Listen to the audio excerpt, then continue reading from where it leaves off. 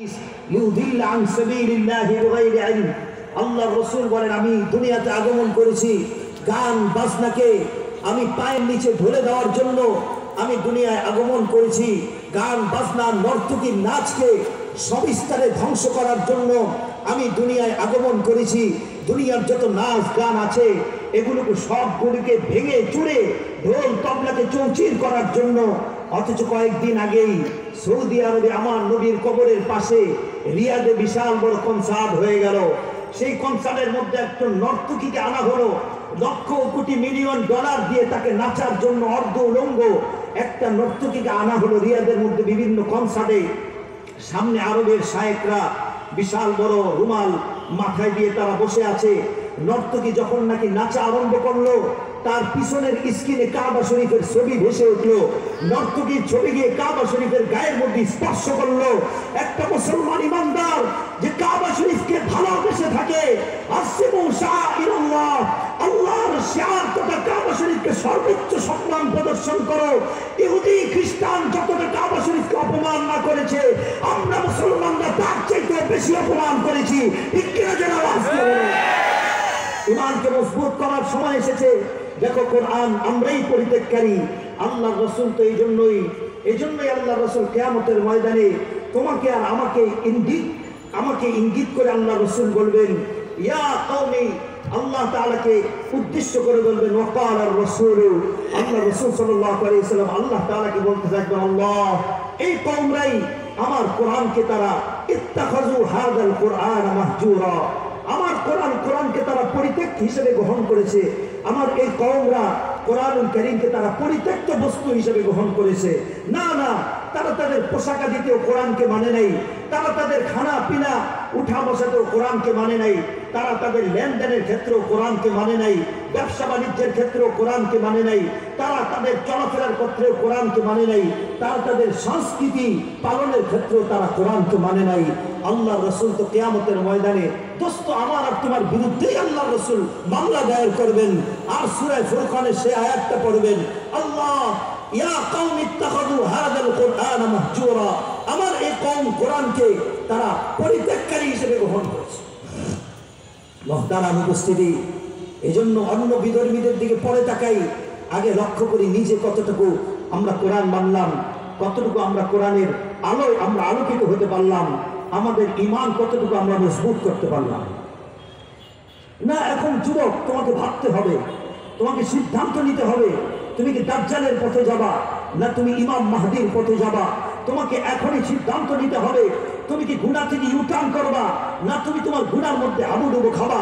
তোমাকে এখনই সিদ্ধান্ত নিতে হবে, তুমি কি তোমার হাতে তাসবিহ উঠাবা, কোরআন উঠাবা, নাকি তুমি তোমার হাতে ফেসবুক আর ইন্টারনেট নিয়েই পড়ে থাকবা। ওই দেখো, তাকিয়ে দেখো, মুসলমানদের বিজয় আল্লাহ তাআলা দান করতেছেন বিভিন্ন জায়গায়। তার মানে কিয়ামত সন্নিকটে।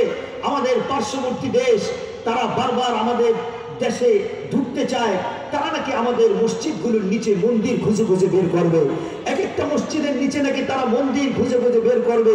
মুসলমানদেরকে নাকি সমূলে তারা নিঃশেষ করে দিবে। মুসলমানরা যদি ঈমানের বলে বলিয়ান হয়ে আবার তারা বদরের হাতিয়ার তারা হাতের মধ্যে উঠায় নেয়, আবার যদি সেই আল্লাহ রাসূলের সুন্নাত হাতের মধ্যে মুসলমানরা উঠায়, গুনাহ পরিত্যাগ করে, কোরআনুল কারীমকে আঁকড়ে ধরে, এই মুসলমানের সামনে হিন্দুত্ববাদী ইহুদি খ্রিস্টানের দাঁড়ানোর কোনো ক্ষমতা নাই। ঠিক কিনা জোরে আওয়াজ করুন।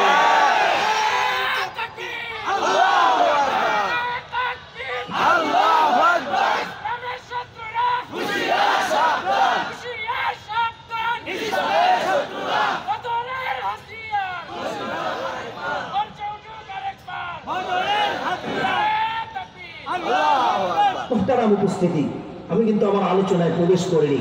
আমি মূলত আলোচনাটি করব কোরআন নিয়ে। যে কোরআন নিয়ে আপনাদের সামনে একটু আলোচনাটা করব, আসুন আমরা সেই কোরআনের পরিচয়টা একটু সংক্ষিপ্ত আকারে আল্লাহ তাআলার নিজের বাণী থেকে আমরা একটু জেনে নেই। আল্লাহ তাআলা বলেন, আমার কোরআন কি জানো? সূরাতুল শুআরা 192 নম্বর আয়াত। আল্লাহ তাআলা বলেন, নাযালা বিহির রূহুল আমিন। জানো এটা যেমন তেমন কোন কোরআন নয়। এটা যেমন তেমন কোনো কিতাব নয়। যে কিতাবটা তুমি আজকে তোমার ঘর থেকে বের করে দিয়েছো, এই কিতাবটা যেমন তেমন কোনো কিতাব নয়। নাযালা বিহির রূহুল আমিন, এই কিতাবটা নাজিল করার জন্য আমি আল্লাহ যে ফেরেশতাকে বাছাই করেছি, এই ফেরেশতা যেমন তেমন কোনো ফেরেশতা নয়, উনি ফেরেশতাদের সর্দার জিবরিল আমিনের মাধ্যমে আমি কোরআন তোমার কাছে আমি নাজিল করেছি। সুবহানাল্লাহ। সূরাতুশ শুআরা 193 নম্বর আয়াত। এবার আল্লাহ তাআলা বলছেন, আলা কলবিক লিতাকুনা মিনাল মুনজিরিন। শোনো শোনো মুসলমানগণ, এটা যেমন তেমন কোনো কিতাব না, যে কিতাবটা তুমি ধরো না, যে কিতাবটা তুমি পড়ো না।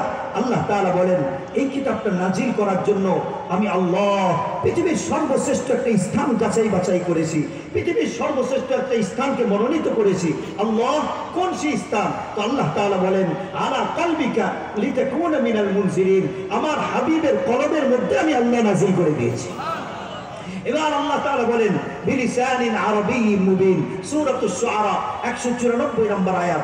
আল্লাহ তাআলা বলেন, শোনো, এই কোরআনটা নাজিল করার জন্য আমি আল্লাহ ইংরেজি ভাষা, যে ভাষায় তোমরা পটর পটর করো, ইংরেজি ভাষা আমি আল্লাহ নির্বাচন করি নাই।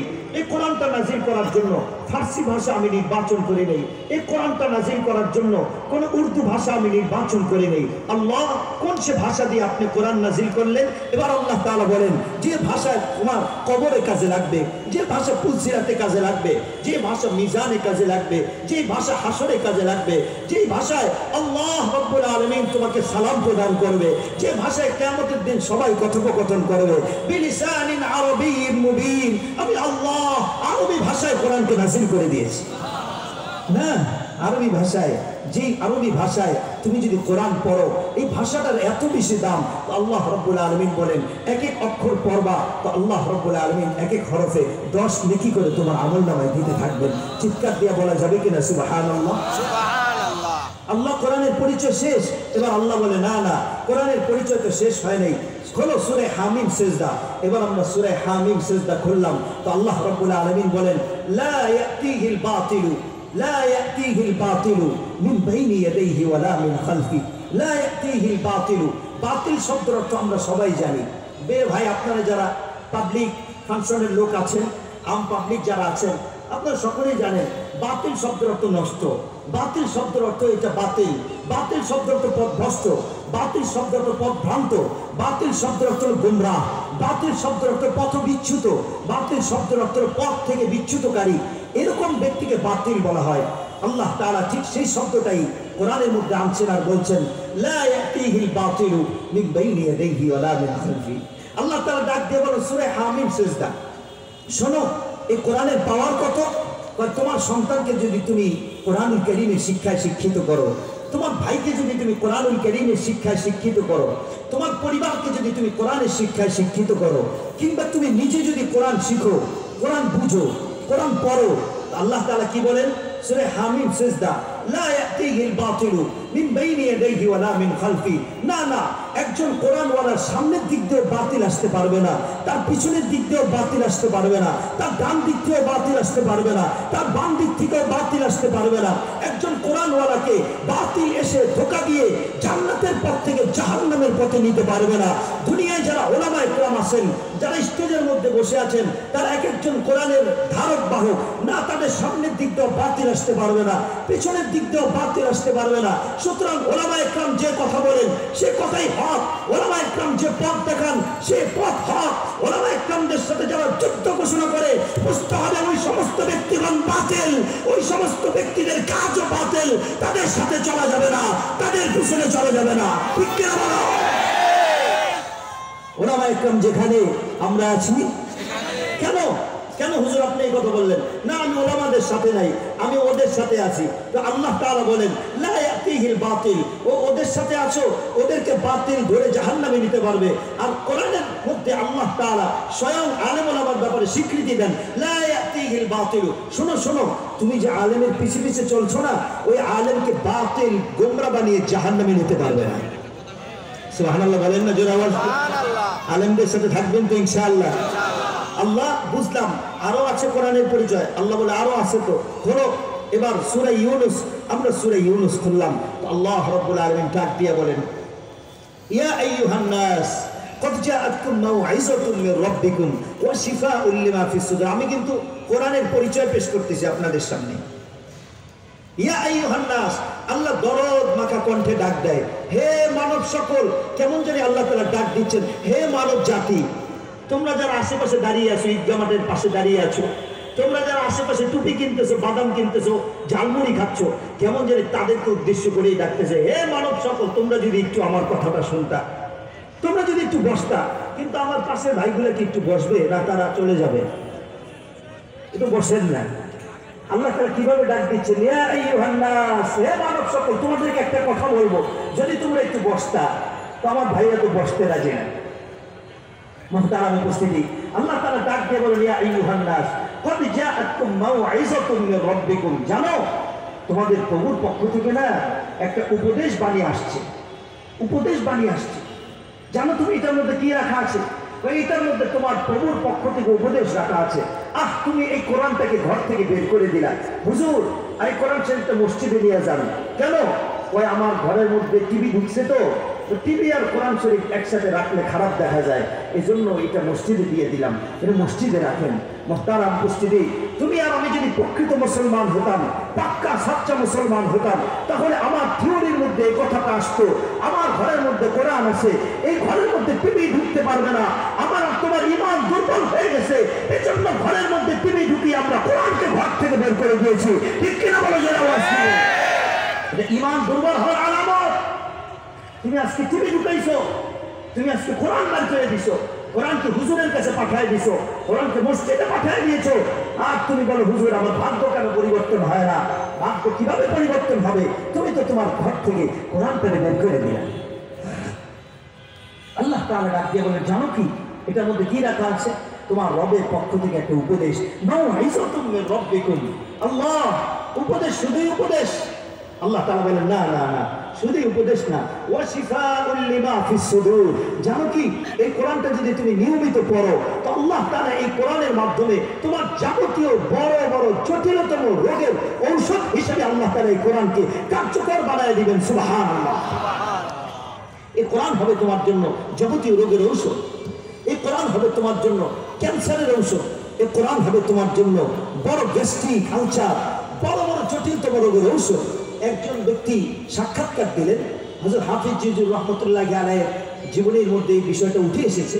একজন ব্যক্তি সাক্ষাৎকার দিলেন, আমার ক্যান্সারে আমি আক্রান্ত ছিলাম, অতঃপর ক্যান্সারের আক্রান্ত হয়ে আমি ডাক্তারের কাছ থেকে পরামর্শ নিলাম। ডাক্তার বলল, আপনি এই কয়েকদিন বেঁচে থাকবেন, এই কয়েকদিন পরে আপনি আর বাঁচতে পারবেন না।